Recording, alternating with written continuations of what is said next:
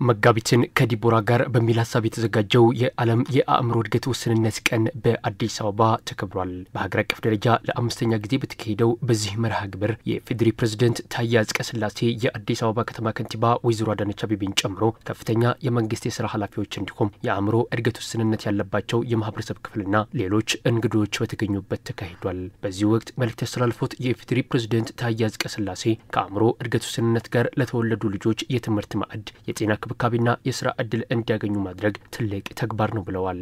የአእምሮ እድገት ውስንነት ያለባቸውን ህፃናት ወጣቶች የትምህርት ማዕድ ተሳታፊ እንዲሆኑ እንዲሁም ደግሞ የጤና ክብካቤ እንዲያገኙ ተሟልቶ ተሳክቶ እንደማንኛውም ኢትዮጵያዊ የሥራ ዕድል እንዲያገኙ ይህንን በር መክፈት ማለት ለኢትዮጵያ ታላቅ ተግባርና ድርጊት ነው ለማለት ይቻላል። ከአእምሮ ውስንነት ጋር ለተወለዱ ልጆች ህገ መንግስታዊ መብታቸው እንዲከበር ሁሉም ባለድርሻ አካል በኩል ሊወጣ እንደሚገባ የጠቆሙት ፕሬዝዳንቱ የአንድ ማህበረሰብ ታላቅነት የሚገለጸው ድጋፍ የሚሹ የህብረተሰብ ክፍሎችን በማብቃት መሆኑን ተናግረዋል።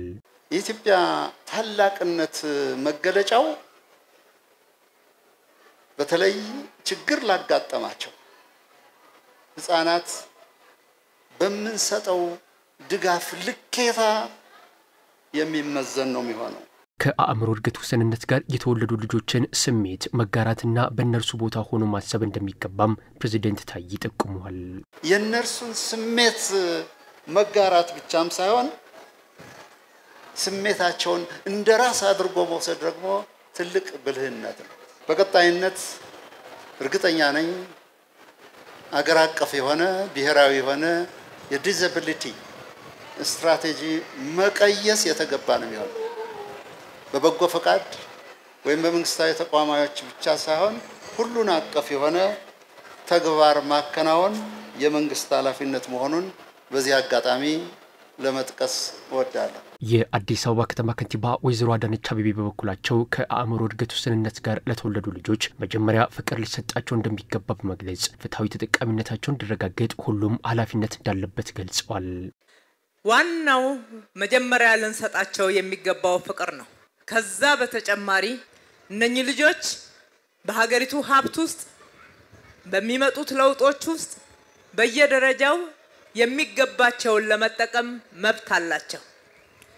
መብታቸውን በተገቢው ሁኔታ የማስጠበቅ ደግሞ ሁላችንም ግዴታ አለብን። ከአእምሮ እድገት ውስንነት ጋር የተወለዱ ልጆች ተጠቃሚነት እንዲረጋገጥ በሚደረገው ጥረት በቅንጅት መስራት አስፈላጊ ስለመሆኑ አብራርተዋል። በዚሁ መሰረት ከተማ አስተዳደሩ አዲስ አበባን ለልጆች የተመቸች ከተማ ለማድረግ በርካታ ስራዎችን አከናውኗል። በቀጣይ ደግሞ ከጤና አገልግሎት ጋር በተያያዘ ከአእምሮ እድገት ውስንነት ጋር ለተወለዱ ልጆች ነፃ አገልግሎት እንደሚሰጣቸው ከንቲባ አዳነች አቤቤ አረጋግጠዋል።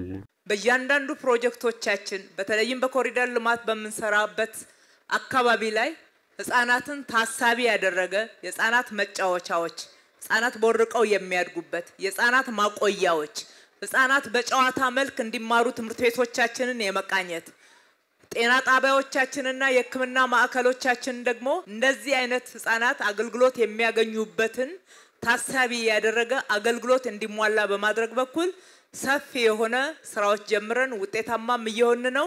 በዚህ አጋጣሚ ለዲቦራ ፋውንዴሽን እና በተመሳሳይ ስራ ላይ ለምትሰሩ አካላት ሁሉ ቃል መገባው በአዲስ አበባ ከተማ አስተዳደር ውስጥ በተለይም በጤና አገልግሎት በኩል ለእንደዚህና መሰል ህፃናት ነፃ የጤና አገልግሎት ለመስጠት በዚህ አጋጣሚ ቃል መግባት እንወዳለን። በተለያዩ ሙያ የሰለጠኑና የአእምሮ እድገት ውስንነት ያለባቸውን ዜጎች በከተማ አስተዳደሩ አገልግሎት ሰጪ ተቋማት ውስጥ የሥራ ዕድል እንደሚፈጠርላቸው የጠቆሙት ከንቲባ አዳነች የሚማሩባቸው ትምህርት ቤቶች አስፈላጊውን ድጋፍ እንዲያገኙ ይደረጋልን ብለዋል።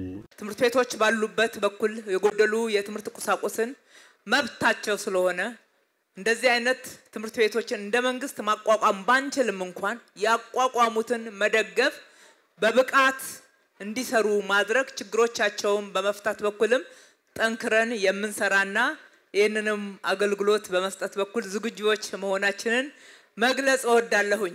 በተጨማሪ በየመስሪያ ቤቶቻችን በሰለጠኑበት ሙያ መስራት በሚችሉበት ደረጃ ለመቅጠርና ሰራተኞቻችን ለማድረግ በታላቅ ፍቅር የምንቀበላቸው መሆኑን መግለጽ እወዳለሁኝ።